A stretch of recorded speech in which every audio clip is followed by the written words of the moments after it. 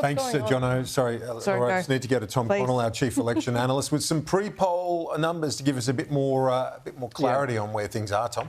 Yeah, well, these are crucial because, yes, pre-poll and postal tend to favour Liberals, but the match swing, the like-for-like, can go both ways. We've seen that before. So this matters. Right now, when we go statewide, we can see 3.2% swing towards the Liberal Party. Nearly 60% counted. We've got all the on the day, by the way. That's all counted. So from here, it's other votes. It's absent, it's pre-poll, it's postal.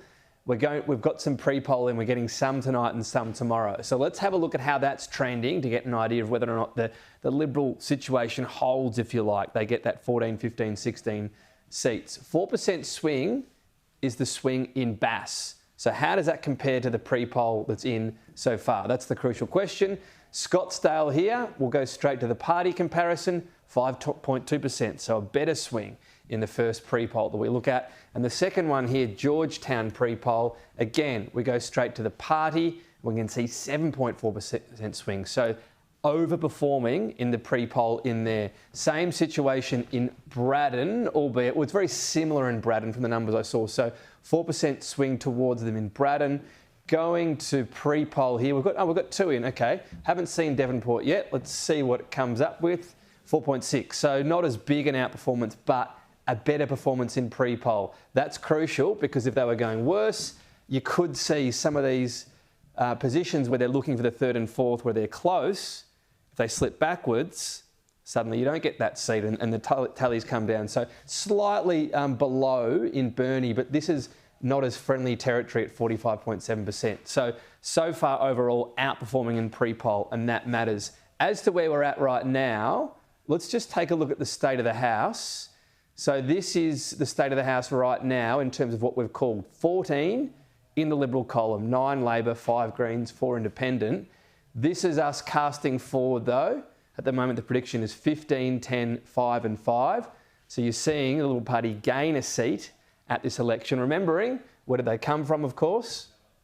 We'll go to the previous one. Jackie Lambie Party actually had 3. They were down to 1 by the time the election got called. So this was just before the election, and this is where we think things are going to end up. So very similar, but again there to the Liberal Party overall. There are a couple of seats where it's really, really close, and this is just, I'll end with a good example of how Hare Clark can deliver some strange scenarios.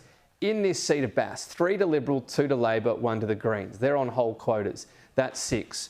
Who wins the 7th? At the moment, Liberal Party on 3.36 is in a pretty good spot to win it. Now, they're not assured. We don't know exactly where Greens will go. They're choosing out of 2 conservative-leaning elements, but they're a chance of actually winning that. See how some of these preferences flow. That'll be complicated. They get 0.16 that will help from the Nationals. There are a chance of actually winning a 4th in Bass on 3.36, and yet in Franklin, even though they're on 2.73, they're unlikely even to get to 3. Why? There'll be 2, 1, 1, 1, so you get 5 there. 6 will be David O'Byrne, he's on 0.9. Who gets the 7th spot? Labor's just ahead of Liberal on 0.81. There's a lot of left-leaning vote left over at 0.42 from Peter George. So on the one hand, they look like they could go from 3.36 to 4. On the other, 2.73 won't even be enough to get them 3. So that's why you can look at statewide tallies, Kieran, but they don't tell the whole story in terms of those quotas. It's where it happens that matters. But right now it's looking like they'll have a better performance, and it will come down again to this Kingmakers page. So what they get to at the end with the various tallies, I'll just bump down there, Labor, from what it said. But it's still a precarious situation. Obviously, the Liberal Party, it has to be a minority, but they performed better. They've gained an extra seat, and I'm sure that'll be part of Jeremy Rockliff's conversations.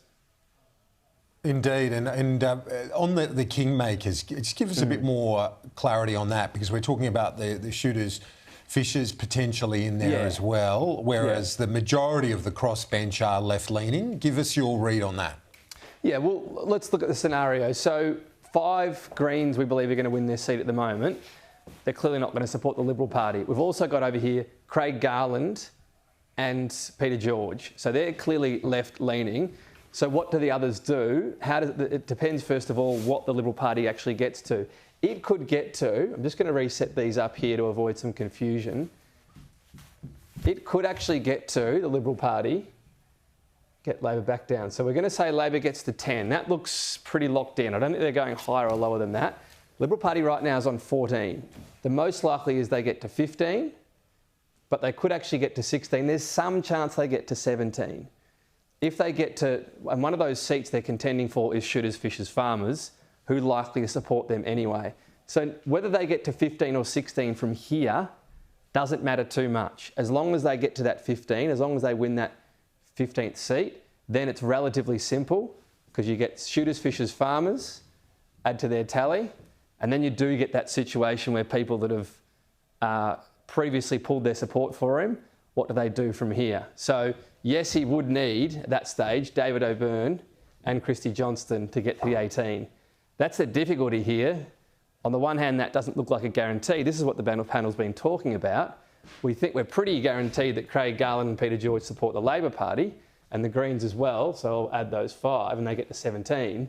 So theoretically, it's a really close contest when you look at that situation, and that can still happen. But then you come back to what's happened in the overall election.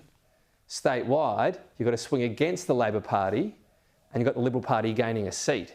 So that broad narrative comes up against the numbers, which can still, there's nothing sort of necessarily totally unfeasible about one way or the other here, about saying, well, hang on, David O'Byrne used to be in the Labor Party and he says they deserve a shot. That's not necessarily more or less workable, albeit you're coming from a much lower number. So the 5 Greens MPs, we're assuming that happens, even though both sides say they don't want to form government together. We know the reality has been before that they do.